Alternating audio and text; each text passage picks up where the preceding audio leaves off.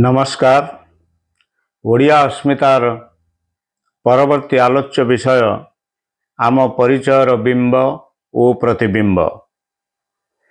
शह शह वर्षर प्रतिकूल परिस्थिति सत्वे अतीतरे ओडिया जाति अनेक किछि करिछि। सेमिति न होइथिले तो ए जाति कुआडे लीन होई जाइथांता कालर विशाल गर्भरे। सामयिक भावे हेले भी उल्का परि आलोकित करिछि अंधकाराच्छन्न दिग्बलयकु। एमिति अनेक किछि भी तैयारी करिछि पूर्व पीढ़ी, जाहाकु नेई आमे गर्व करूं आमर बोली। पत्थर देहरे निहाण मुନରେ फुटेइछि जीवंत प्रस्तर कला और तैयारी होइछि कोणार्क परि मंदिर। ओडिसी नृत्य, खंडुआ पाट, संबलपुरी, माणियाबंदी कस्ता आमर ओडिया जाति कोणठेसा होई जाइथिबा स्थल भागरे सिना ओडिया जाति कोणठेसा होई जाइथिला स्थल भागरे सिना मात्र 7 समुद्र लंघिछि साधव पुओ। साराला महाभारत, लक्ष्मी पुराण, ओडिया भागवत, असंख्य काव्य, छांद और गीत गोविंद भी आमर। घन अंधकार काले ओडिया जाति को परिचय दे आसीथिबा श्री पुरुषोत्तम क्षेत्र और श्री जगन्नाथ आमर। पठाणी सामंत को बाउंश नली भी आमर। केवल अतीत इतिहास को नहीं अस्मितार स्वरूप बारी हुए, जातीयतार उपादान बाछी हुए, गर्व करी हुए, छाती फुले चाली हुए सिना परिवर्तित समय और समयांतर रे बंची हुए ना, आगो को जाई हुए ना। सेइथिपाई लोड़ा हुए गति और प्रगति बजाय रखिबा, स्थाणुता कि स्थितिस्थापकता परिहार करी गति त्वरान्वित करिबा। केवल भौतिक प्रगति कि आर्थिक प्रगति नुहे, सामाजिक, आध्यात्मिक, सांस्कृतिक प्रगति मध्य जारी रखिबा जरूरी होई पड़े। दूर अतीत व्यतिरेके 1936 मसीहा बेलू गठित हो सारिथिला ओडिशा एक स्वतंत्र भाषाभित्तिक राज्य। फलत उभय भाषा और भूमि पाई आम संघर्षर अंत हैला। केवल बाकी थिला देश स्वाधीनता पाई संग्रामर महास्रोतरे आमर भूमिका। एही महाभारतीय संग्राम रे ओडिया जातिर भूमिका थिला बेस गुरुत्वपूर्ण। 1817 मसीहार पाइक विद्रोह ठारू लवण सत्याग्रह और भारत छाड़ आंदोलन पर्यंत प्रति पर्याय रे ओडिशार अवदान राष्ट्रीय स्तर रे मान्यता पाइछि। एहा परे देश स्वाधीन हैला। भारत रे संसदीय गणतंत्र रे ओडिशार राजनैतिक मान्यता कायम रहिला। या भितरे 75 वर्ष बीती गलानी। हीराकुदरू पारादीप, राउरकेलारू रेंगाली देई एबे तो आमे नाल्को और पोलाभरम पाखरे पहुंचीछे। सरकारी परिसंख्यान रे तो आम प्रगतिर बेस त्वरान्वित बेग। अनेक कलकारखाना होईछि, शिक्षार व्याप्ति बढ़ीछि, जीविका प्रसारित होईछि, जीवन धारणर मान भी बढ़ीछि। सेमिति कवि और साहित्यकों संख्या बढ़ीछि। आम साहित्य रे प्रकाशित बही संख्या बहुगुणित होईछि। सांप्रतिक ओडिया समाज विषय रे एक आलोचना पूर्वरु ओडिया जातीय चरित्र संपर्क रे केतोटी विवादमान वितर्कित धारणा उपरे दृष्टिपात करिनेबा जरूरी। आम निज संपर्क रे आम निज लोक मानकर बेले बेले अन्य प्रादेशिक लोक मानकर भी एका प्रकार धारणा रही आसीछि। अनेक समय रे एपरी धारणा आम जातीय चरित्र मानक बनी जाए। उदाहरण स्वरूप ओडिया एक स्वस्तिया जाति।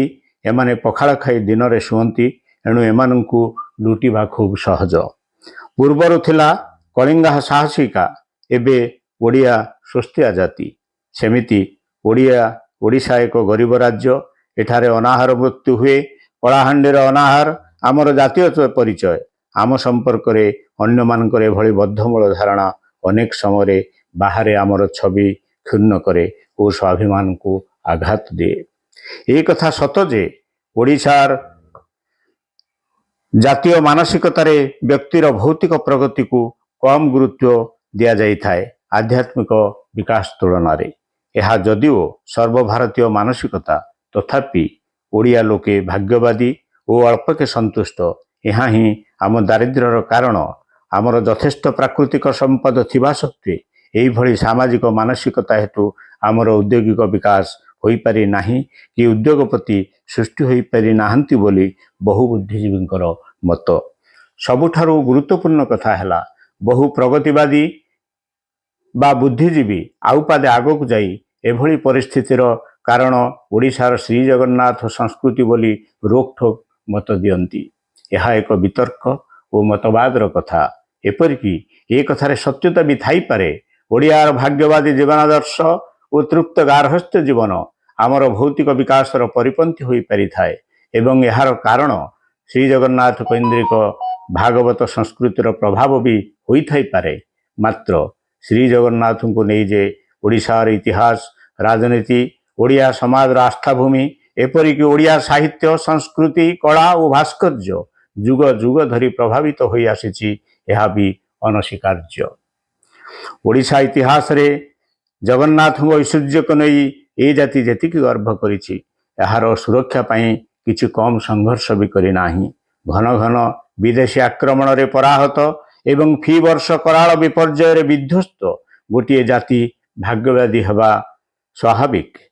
ଦୁଃସାହସୀ ବା ଉଦ୍ୟୋଗୀ ନ ହୋଇ କଣଠେସା ହୋଇଯିବା ତତ୍କାଳୀନ ସାମାଜିକ, ଆର୍ଥିକ ଓ ରାଜନୈତିକ ପରିସ୍ଥିତିରେ ଖୁବ୍ ସ୍ୱାଭାବିକ। ମାତ୍ର ଏହାର କାରକ ଭାବେ ଜଗନ୍ନାଥ ସଂସ୍କୃତିକୁ କେବଳ ଦାୟୀ କରିବା ବିବଦମାନ ନିଶ୍ଚୟ। ଏହା ବରଂ ଅଧିକ ବିତର୍କର ଅପେକ୍ଷା ରଖେ। କୌଣସି ଜାତିର ସମାଜ ବ୍ୟବସ୍ଥା ଅନୁଶୀଳନ କରିବା ସମୟରେ ତତ୍କାଳୀନ ପାରିପାର୍ଶ୍ୱିକ ଅବସ୍ଥା ଓ ପରିବର୍ତ୍ତନକୁ ତ୍ୱରାନ୍ୱିତ କରୁଥିବା କ୍ରିୟାଶୀଳ ବିବିଧ କାରକ ଏବଂ ପରିବର୍ତ୍ତନକୁ ଗ୍ରହଣ ଓ ଧାରଣ କରିବାର ଶକ୍ତି ରଖିଥିବା ତତ୍କାଳୀନ ସାମାଜିକ ଅନୁଷ୍ଠାନଗୁଡ଼ିକର ସାମର୍ଥ୍ୟ ଉପରେ ବି ଧ୍ୟାନ ଦେବାକୁ ହେବ। ଓଡ଼ିଶା ପ୍ରଦେଶ ଗଠନ ଓ ଦେଶ ସ୍ୱାଧୀନ ହେବା ପରେ ଆମକୁ ଏକ ନିର୍ଦ୍ଦିଷ୍ଟ ଭୂଗୋଳ ମିଳିସାରିଛି ଏବଂ ସଂଘୀୟ ଗଣତାନ୍ତ୍ରିକ ବ୍ୟବସ୍ଥାରେ ଆମର ରାଜନୈତିକ ଭୂମିକା ସ୍ଥିରୀକୃତ ହୋଇସାରିଛି। ଆମର ଭୂମି ଓ ଭାଷାକୁ ନେଇ ସଂଘର୍ଷର ଭୟ ଆଉ ନାହିଁ। ରାଜନ୍ୟ ଅନୁଗ୍ରହ ବଦଳରେ ନାଗରିକ ଅଧିକାର ଭିତ୍ତିକ ପ୍ରଗତିଶୀଳ ବିଧି ବ୍ୟବସ୍ଥା ଗ୍ରହଣ କରାଯାଇଛି। ପ୍ରଦେଶରୁ ପଲ୍ଲୀ ଯାଏଁ ଗଣତାନ୍ତ୍ରିକ ବିକେନ୍ଦ୍ରୀକରଣ ମାଧ୍ୟମରେ ନାଗରିକ ସଶକ୍ତିକରଣ କରାଯାଇଛି। ଜାତିରୁ ବୃତ୍ତିକୁ ଅଲଗା କରାଯାଇଛି। ସମାନତାର ଅଧିକାର ସହ ଶିକ୍ଷା, ସ୍ୱାସ୍ଥ୍ୟ, ଗମନାଗମନ ଆଦି ବିଭିନ୍ନ ବିଭାଗର ପରିସର ବ୍ୟାପକ ଲୋକାଭିମୁଖୀ ହୋଇଛି। ଏସବୁ ସାଧାରଣ ଦୃଶ୍ୟମାନ ପରିବର୍ତ୍ତନ ବ୍ୟତୀତ କେତୋଟି ଗୁରୁତ୍ୱପୂର୍ଣ୍ଣ ଆର୍ଥ ସାମାଜିକ ପ୍ରକ୍ରିୟା ଆରମ୍ଭ ହୋଇଛି। ସେଗୁଡ଼ିକ ହେଲା ଆଧୁନିକୀକରଣ ଓ ସହରୀକରଣ, ଉଦାରୀକରଣ, ଘରୋଇକରଣ, ଜଗତୀକରଣ, ଜ୍ଞାନ ସମାଜର ପ୍ରତିଷ୍ଠା ଓ ସୂଚନା ବିସ୍ଫୋରଣ, ଗ୍ରାମ ବିଶ୍ୱରୁ ବିଶ୍ୱଗ୍ରାମ ଆଡ଼କୁ ବିସ୍ତାର, ଧର୍ମ ନିରପେକ୍ଷାକରଣ ଇତ୍ୟାଦି। ଏସବୁ ସ୍ଥାନୀୟ ପ୍ରକ୍ରିୟା ନୁହେଁ, ବରଂ ମହାଭାରତୀୟ ଏପରିକି ବିଶ୍ୱସ୍ତରୀୟ ପ୍ରକ୍ରିୟା।